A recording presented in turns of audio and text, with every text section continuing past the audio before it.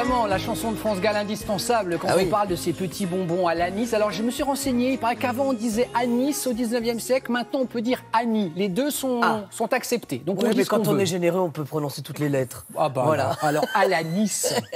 Voilà, alors la direction, cette fois-ci, un petit village en Bourgogne. On est à Flavigny-sur-Ozerain. Alors, Flavigny-sur-Ozerain, c'est en Bourgogne, c'est au bord d'un canal mythique, le canal de Bourgogne. Il faut s'imaginer que la Bourgogne, c'est un des carrefours en France au niveau des canaux. C'est-à-dire qu'il y a un trafic incroyable sur les canaux. Et justement, quand je parle de trafic, c'est qu'il y a aujourd'hui, c'est un vrai endroit de loisirs. C'est-à-dire qu'on peut prendre des bateaux qui sont sans permis et on peut se promener comme ça et partir quelques jours durant l'été. C'est une très bonne idée. Et là, l'idée, c'est qu'au-dessus de ce canal, il y a Flavigny. Et là-bas, il y a une abbaye où depuis, plus de presque 1000 ans, on produit ces anis. Alors au départ, c'était des moines. Ensuite, ce sont des particuliers ce sont des particuliers qui, un peu plus d'un siècle, ont récupéré cette tradition. C'est une entreprise du patrimoine vivant. Il y a quand même 27 personnes qui travaillent là-bas. On peut visiter, c'est un lieu incroyable. Et surtout, moi, j'ai rencontré Catherine. Catherine, son grand-père a acquis l'entreprise. Et son idée à son grand-père, en 1923, c'est d'installer ces bonbons dans les gares. Et en fait, tout petit à petit, ce bonbon est devenu le bonbon de voyage. Son papa, à Catherine, l'a installé dans les stations essence et elle l'emmenait dans les aéroports. Et là, ça y est, le monde entier. Voilà, direction la Bourgogne. Allez.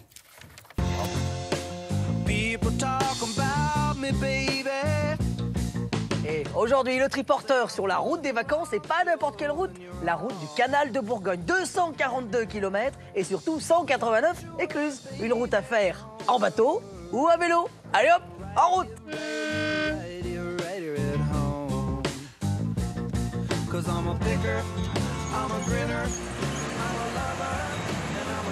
Et on m'avait dit de longer le canal et je trouverais Catherine et ses bonbons d'anis. Dedans, il y a une recette et il y a une graine. Une graine d'anis. Une graine d'anis. Oui. Où on va la chercher? On la trouve où, cette graine d'anis? Avant, j'allais en Syrie, maintenant je vais en Espagne, en Andalousie. Et après, je vais chercher mon arôme, mon huile essentielle d'anis à Grasse. D'accord. Et puis ma betterave partout en France. Pour faire le sucre. Pour faire le sucre. On y va, je te suis. C'est parti.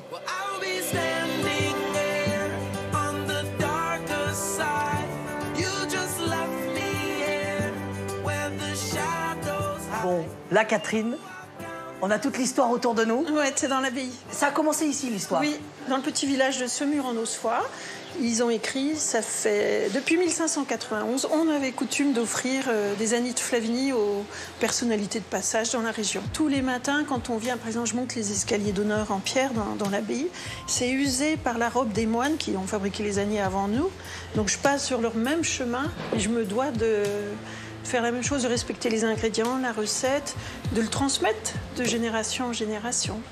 C'est incroyable, mais ce bonbon, combien de temps pour le faire? 15 jours, 2 semaines de fabrication. 2 semaines? Je prends mes graines, je les mets dans des grandes bassines à drager. Les petits grains roulent et je mets le sirop tout doucement sur les graines. Petit à petit, la bille va se former. Voilà. On va le goûter, on va le cuisiner. D'accord. On refile sur le canal cette fois-ci. Ça marche.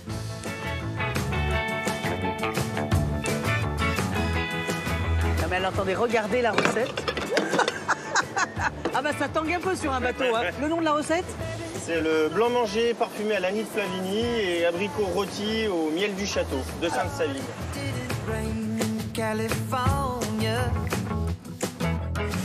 On fait bouillir avec du lait et de la crème et puis on laisse infuser. C'est-à-dire qu'on va mettre vraiment les bonbons dedans. On met les bonbons, voilà, avec la chaleur, le sucre il va fondre et on laisse infuser, voilà, une dizaine de minutes. On va ajouter un peu de gélatine dedans et puis le couler au fond de l'assiette. Il faut combien de temps juste au réfrigérateur? Faut une petite nuit. Les abricots, on va les retirer au miel du château, puis ensuite on vient les disposer en rosace sur le blanc manger qui est froid.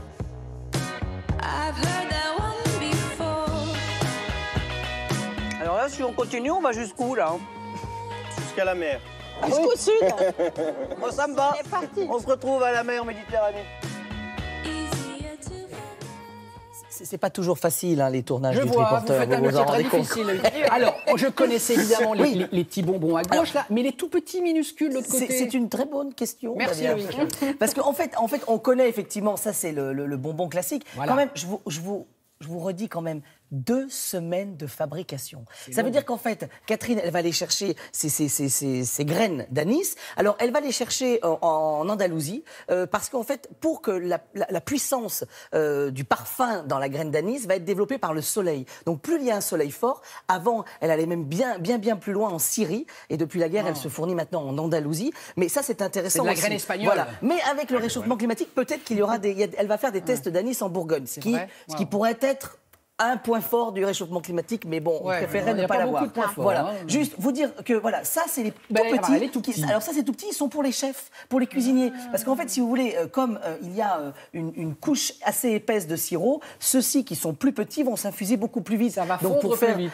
Pour faire des gelées, pour faire des œufs à la neige avec l'anis justement de Flavigny, ça c'est assez magique. Vous dire aussi que derrière tout ça, il y a une entreprise du patrimoine vivant. Les entreprises du patrimoine vivant, c'est un label qui reconnaît ces entreprises qui font partie de notre patrimoine. Ça veut dire que vous, en allant vous balader, vous avez la possibilité de rentrer dans cette entreprise et de la visiter et de comprendre. Il y a une boutique avec des vieux bonbons incroyables, voilà, des roux-doudous, des choses qu'on retrouve nulle part, et ça c'est plutôt chouette. Voilà. Merci beaucoup, des roux-doudous, des bonbons. On dirait une chanson de Renaud ou une chanson de Jacques Brel. Voilà.